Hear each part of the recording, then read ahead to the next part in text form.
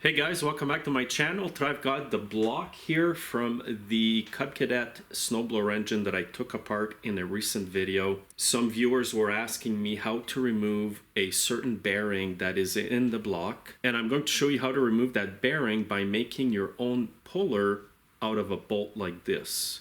So keep watching and I'll show you how to do that. Now here's the block, and people were asking me, how do I remove this bearing down here? There's no way to grab that bearing and remove it safely. Well, this bearing here is a blind hole bearing, meaning that it's not open behind it. It's basically got like a wall, or the block is there, so it is a little more tricky to remove than, let's say, a bearing on a shaft, which you can easily access. So basically, I'm going to start with this bolt here. It's an M12 bolt, the diameter of the bolt, and I'll make a puller out of that in the video.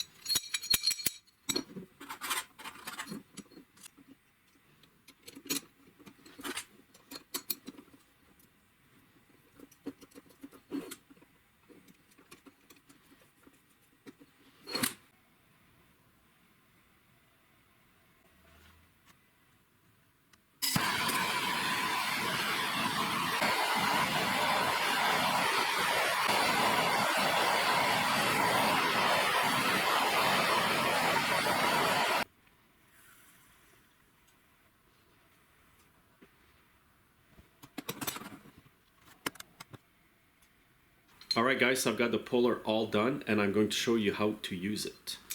And again, this is the bearing I will be removing, but before I do that, I'll show you here with another bearing how this puller works. And here's a close-up look at the puller. I heated these parts here and dipped them into oil to harden the metal up because this is the part that gets more pressure or stress on it. Now the way this puller works is that you make sure this screw is unscrewed so both parts can be close together like this. And then what you do is you insert it into the bearing.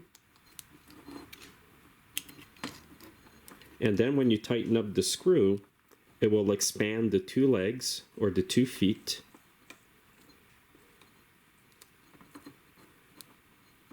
And what these 2 feet do is they grab the bottom of the bearing. That's why it's called a blind hole bearing, the one that I showed you in the engine. And then what you do is you just tap this up here to kind of pull it out of its place. So I'm going to take this bearing off, and all you'd have to do is loosen the screw again. Run your puller through it. Now most of these bearings always have a small space underneath them so that you can insert your puller in properly. So I'm just going to insert the puller. And you have to make sure that the feet of your pulley actually go under the bearing race. That's the whole point of this puller, is to get under the bearing race, just enough to grab the bearing and then pop it out. So now I can see that it's in there properly. Now what I'll do is grab this part here on the puller, bash it up like this, and it will pull the bearing out of its place.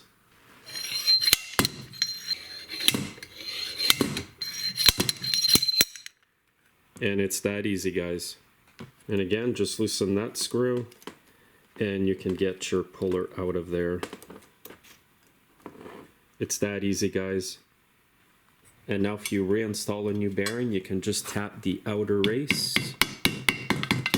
You can use the old bearing on top of the new one to tap it in, or I'm just using the handle of my hammer.